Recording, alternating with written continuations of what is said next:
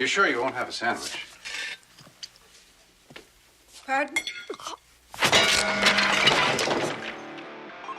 What's your favorite scary movie? Swallow this.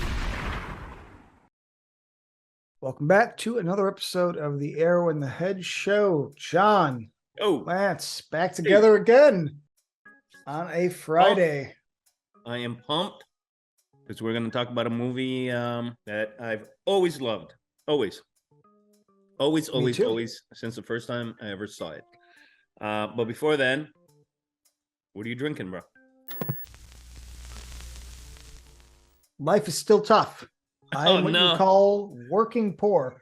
But this time I have water and what is this? Oh, look at this guy. Because you had one on Wednesday, so I decided that I was going to pull up mine, and then we would both be sad. Very cool. Well, I guess it's a sensitive moment between us because you're drinking out of a cup with my zombified face on it, or was it a Terminator-like face on it? This is I consider this the new logo, but I guess it's old now. It's still me. Yeah, it's still me. You notice the knife is a knife from Cobra. Yeah. Actually, I noticed that a little while back, and I was like, oh, because Cobra is something that we're gonna try to revisit eventually, and I was like, oh yeah, you know me, man.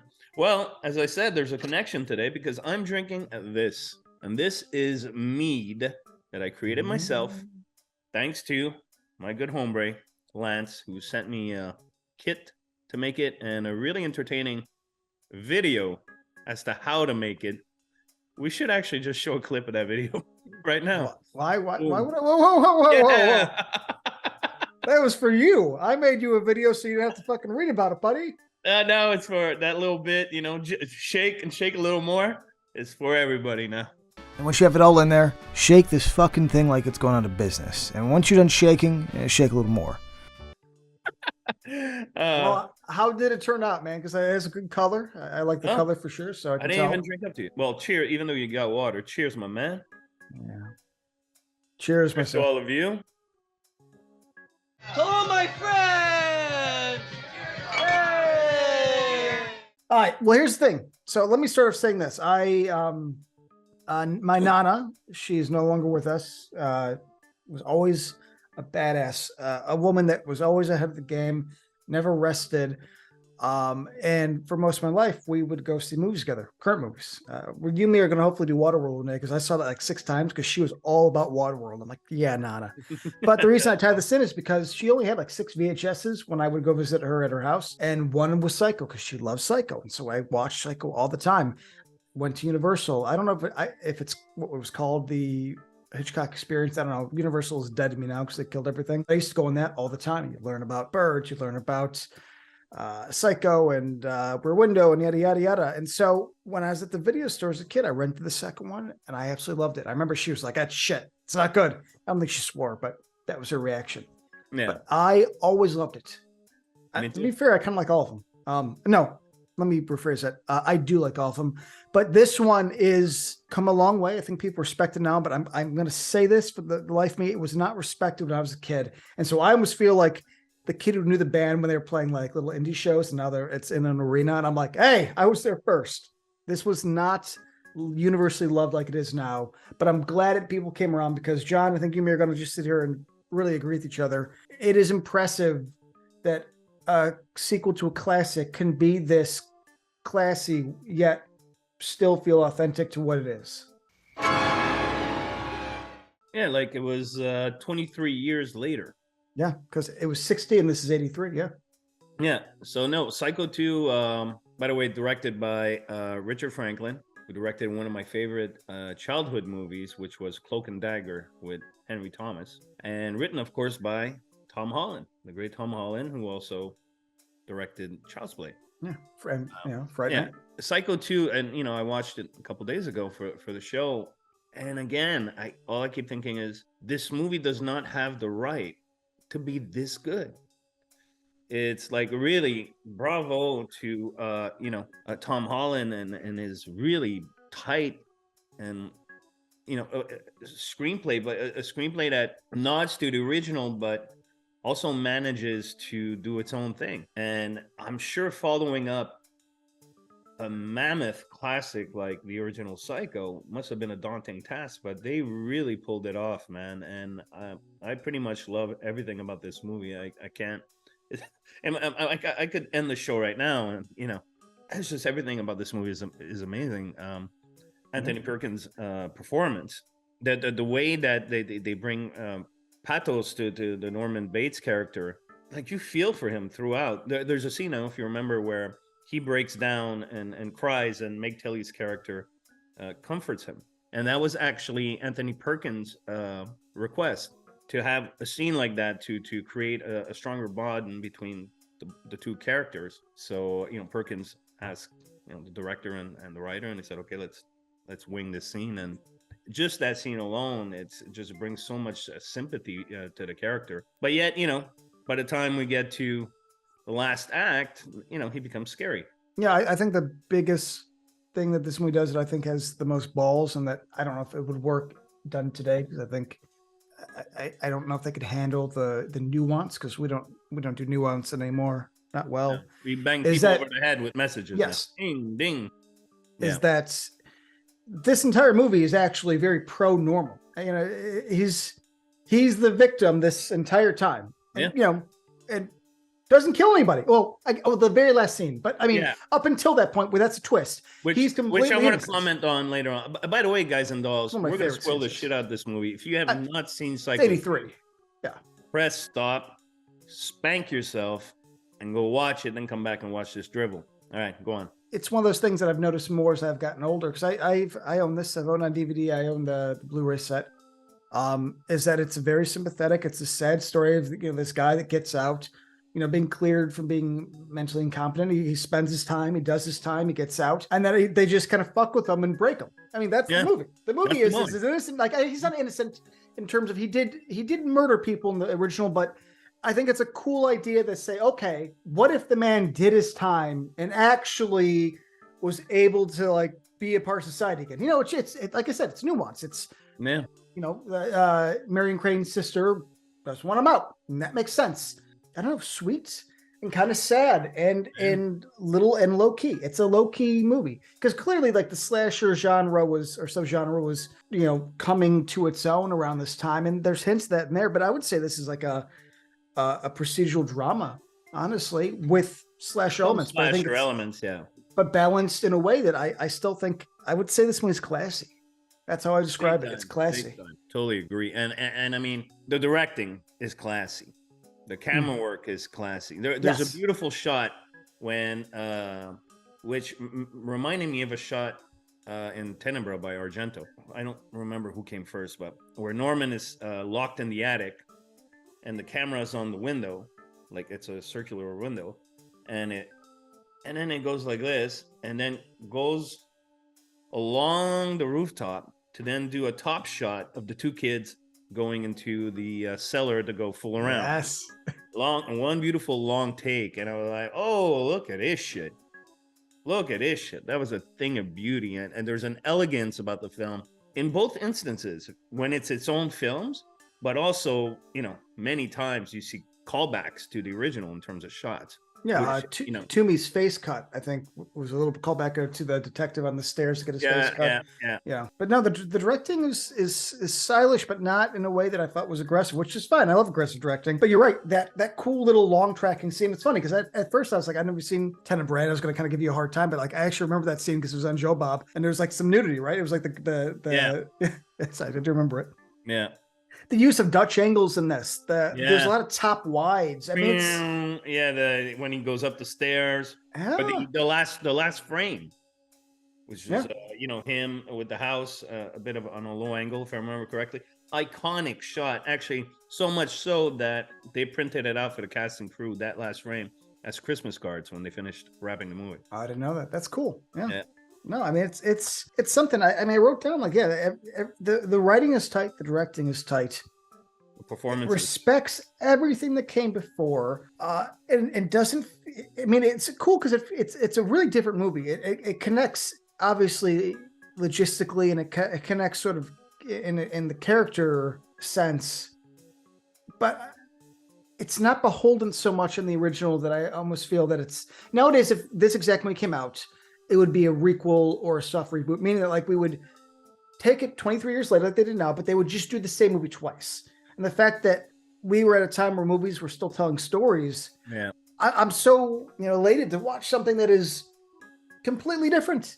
Like I said, it's a drama that's said, man, the family of Marion Crane's sister and her daughter, which is Meg Tilly, that they're slowly just kind of messing with there. And then you have these like slasher elements that are like the third part. It's like, okay, well then is Norman crazy? Are these people killing? Is there a third? I just think that's such a cool angle to take for a movie that is, to quote you, far better than it has any right to be. It really is. It really is. Actually, Quentin Tarantino likes it more than the original. I love that guy, but that's a hot take for the sake of a hot take. Yeah, but I'm just saying that's sure.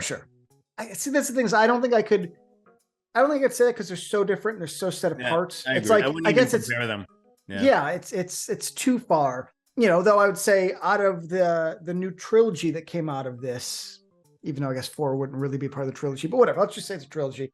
This is the best one, even if I do have a longing love for part 3, which I hope we cover one day. Because 3 is, I think, what 2 could have been without the class. Because 3 I love, but 3 to me is like, okay, what if Norman Bates was a slasher movie, and that's what we get, and then you got Jeff Fahey being awesome, and it's great in its own right. The lamps. Yeah. Dude, as a kid, I was like, because again, we didn't have the internet, so like all the porn pictures on the walls, I was like, drawn to it, and he's just sitting there covering his junk and the girls, dude. I was like, what is this? But no, I mean, I love 3, but 3 is what this could have been, and it wasn't, and I think that's why I respect 2 so much, is that it's restrained in a way that I respect. And another thing that classed it up was Jerry Goldsmith's score. Yes. Beautiful. Yes, it is a good score. Sad, moody, evocative score. It really did a fantastic job at supporting the themes and the emotions it had. Yeah, it's rare that I remember when I reviewed it as The Arrow a bazillion years ago. I gave it a 4 on 4. So I had nothing negative to say about this movie. Or how about, actually, before I get to that, just a little bit of trivia. Have you caught all the Easter eggs that are in there, like in terms of the original film, or? I don't know. I might have caught some. I don't know. The Meg Tilly character, says that her name is Mary Summers, I think. But Mary Summers was the name that Marion Crane in the original gave when she checked in the hotel. That was her. Oh no, I didn't catch that. No. Yeah. So there's a lot of also little Easter eggs, visual cues. And also just little elements here and there. Like there's a shadow of Alfred Hitchcock. Remember Alfred Hitchcock Presents? Oh yeah, he walks into the but you have he had a distinct shadow. Yeah, so when 25 minutes in, about when Norman or somebody opens the room to Mother's bedroom, you see a shadow. I've heard of it. I read that actually once. I don't think I noticed it, but good. So that was cool. Yeah. I'm kind of repeating what I said before, but they were making their own film while at the same time, acknowledging the original. But I think they did in a very classy and inventive way, really. It's balanced in a way that would never exist now. To go back to what we're talking about. Yeah, they'd be preaching to me about this and that. And I was going to say, I had to look up his name because I don't know if I'm saying correctly, but I always forget he's in this because he's like slightly younger, and I always remember him from Big. Is Robert Loggia? I think I said right. Great Robert Loggia, yeah, man. I was like, that guy, man. And he's just so cool. He's so cool. He's like, he says something at the beginning, and I think this is a great example of how you balance things. Because he goes, "Hey, Nora, I'm so sorry. with all the budget cuts nowadays, we can't afford a social worker," and that's clearly a commentary in the times of cutting, mental health facilities and stuff like that. But but that makes sense story wise. Nobody's checking out Norman. Things are getting kind of wild. But I think that's a cool idea. It's a cool little line of dialogue that explains like, oh yeah, he'll be alone. And the doctor tries to check up. And he goes to the old cop, and I love the cops in this are very like blasé about people disappearing. Like, is Norman up to his old tricks again? It's like you should be a little more active, sir. There might be a murder. But he goes, the guy, he goes, you should tap his phone. He goes, this ain't Washington, D.C. Like the doctor's like trying to help and figure things out, and people are just like, small town problems for small town people. So, but I just want to bring up that guy because I forgot how classy he is, and he adds a lot to it. And we talk about the best character in the entire film, which is Toomey. People come here to party. They stay a few hours and then they leave. What more are you gonna ask from a motel so far from the beaten track, huh? Hey, can I get a little service around here or what, huh? Hey, cutie. Is he not hilarious the entire time? Scumbag. Yeah. Like sweaty, hairy, like these small Hawaiian t-shirts. He just looks like dog shit the entire time. There's a part where it's like he goes into the restaurant where Norman works, and so does Meg Tilly's character, and he's like basically harassing her that that she slept with them, and she's like, oh, just because I stayed over doesn't mean that we made love. And he has this line. I just his accent reminds me of home so much that I absolutely love it. He goes, "Hey, you're the kind that doesn't kiss and tell." And I was just like, "Oh my god, is that my neighbor? Am I home?" Hey Norman, awesome. at least people here have fun. He's just this sweaty old Chicago. Like he should be making, if he's not making Italian beef somewhere, in life, then he's losing. I mean, no, he's rich, but I mean that exact person should be making Italian beef and like swearing. He belongs in part 3, actually, if we're being real clear.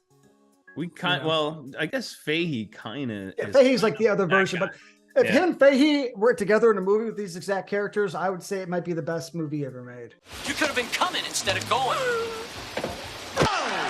A buddy movie. Yeah.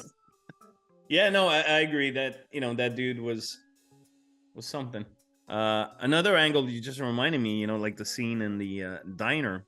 First of all, for nostalgic purposes, I remember the first establishing shot of the diner. I think when Norman comes in to get his job, and you see a Miss Pac-Man arcade game in the left-hand side, and people are smoking in there. I'm like, I remember those days. The good old days. People are smoking. I know smoking's bad for you, but I don't know, nostalgia. Simpler times. It's a Miss Pac-Man thing in the back. I was a kid, yeah. Yeah, I just love that. And actually, every scene that happens in that diner, let's just talk about the suspense of the film. It's fucking genius. The scene with the note, and don't let that whore in my house or something. Yeah, I thought that was exactly. I thought it was really brilliant the way they went about it, because if that scene was done, the obvious way to do that scene is you don't set up the note to the audience right away. He's just turning notes and it comes out. Oh my god, But the fact they show the audience the note before Norman sees it, and then we follow that ticker thing, turn and turn, because we know shit's gonna hit the fan when it gets to Norman. I thought it was a brilliant way to generate suspense and tension about what? About a fucking note on the thingo. But it worked gangbusters. But it brings the point that like we don't really know what's going on, and then Toomey comes in and he's super aggressive, and there's those Dutch angles, and then Norman comes out with a knife, and we're just not sure. Like we're just kind of pushing Norman little by little, and that's what the movie does. Is the note's a good example of like, hey, we're poking. Oh yeah, are they ever? And when he finally fucking snaps, for me, when the I guess scary's not the word, but it's a scene where there's so many of those. So bear with me. He's on the phone talking to Mother, and Meg Tilly's character thinks that it's her mom. So she walks upstairs and picks up the phone. Norman, hang up the phone, but he's not talking to anybody. He's literally not talking to anybody on the phone anymore. Like before, the way they built it up, and correct me if I'm wrong, because I'm old and I have a foggy memory, but the way they built it up, he would be talking to someone. Like either it was Meg Tilly's mother. Yes, they were switching off to mess with them, and then finally it wasn't, because she's dead by this point. The mom's dead. But then maybe it was his real mother, as per the ending, at a certain point. So yeah, she's probably mixed in.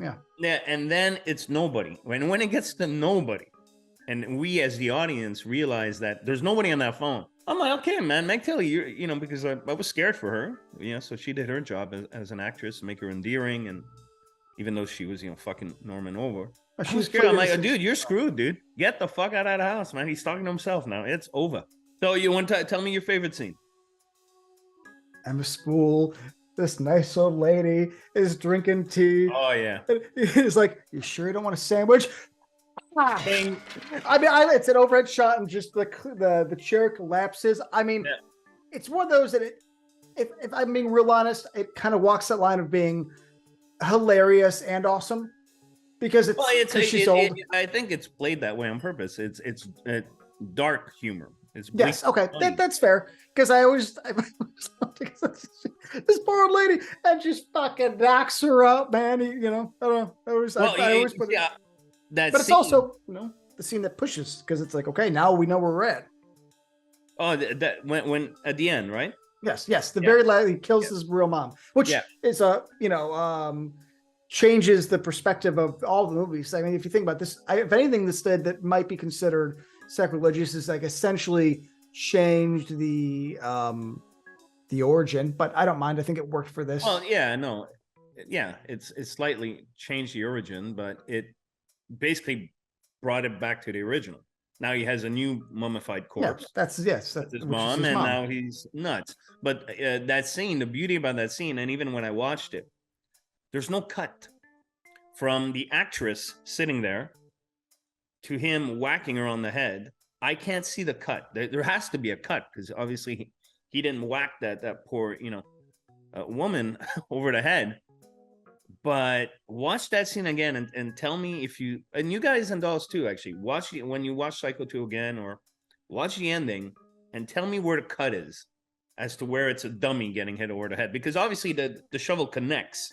That somebody takes the bump and they look old, so it's not like it's not some dude with a wig. Yeah. If it is, it's a frail looking dude, but I mean, it is a connecting shot for sure.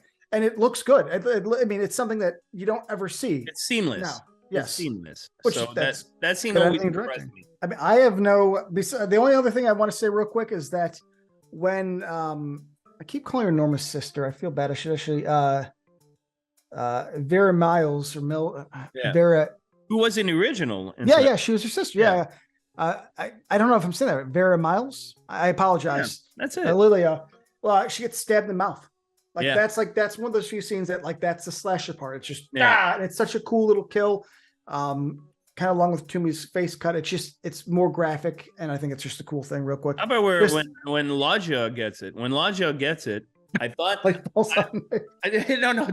I thought they were gonna reprise the falling of the stairs in the original, which is like the body POV, you remember what I mean? You guys know. Yes, what I mean, it's the stairs. The stairs scene. The stairs. They repeat in part 3. Man, this motherfucker goes ding and hits the fucking railing, and then hits the ground. I'm like, ee.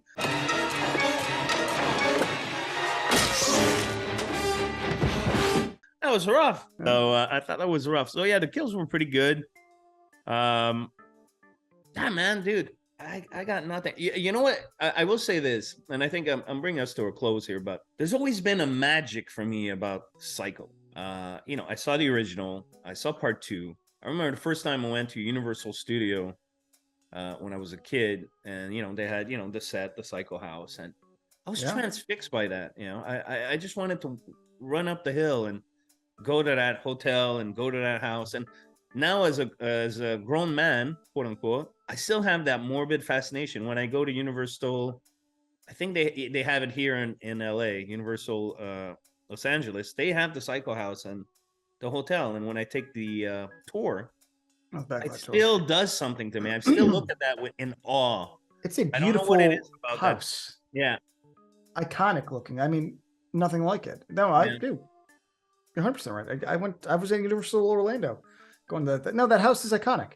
And that last shot, or one of the last shots is when Emma Stool walks up and it's all shadow and it's all blue. It's just gorgeous. I mean, that's it, man. No, we're on the same page, buddy.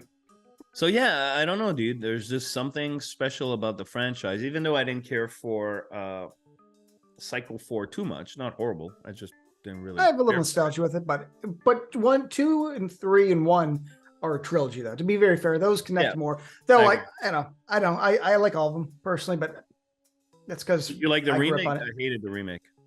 No, but I don't consider that. I saw it in theaters. I remember being like, "Oh, no, remake doesn't exist." I'm saying Psycho 1 through 4. I'll always have a love for. And no, I agree with you. 4 is my least favorite. I still watched it a lot as a kid, so I have like a nostalgia for it. But no, 1, 2, and 3, man, are bangers. Definitely. We should do 3. I would love to. The road, definitely. Jeff Fahey, man. Okay, and I'll end off on this. If you guys want to see a movie with Anthony Perkins playing another Psycho, I highly recommend Edge of Sanity, the uncut version, because it's very gory and a lot of nudity. Edge of Sanity. Twice the fear, twice the fun. Twins of terror are better than one because I'm bad. Check it out. It's basically Norman Bates on steroids. All right, man. Well, until next time, John and everybody, I will see you guys soon. Thank you very much. What do you think of Psycho 2? Spit the comments below. If you haven't seen it, shame on you. Go check it out. Then come back, watch the show, then spit the comments below. And Lance, always a pleasure. Love you, dog. And cheers to all of you.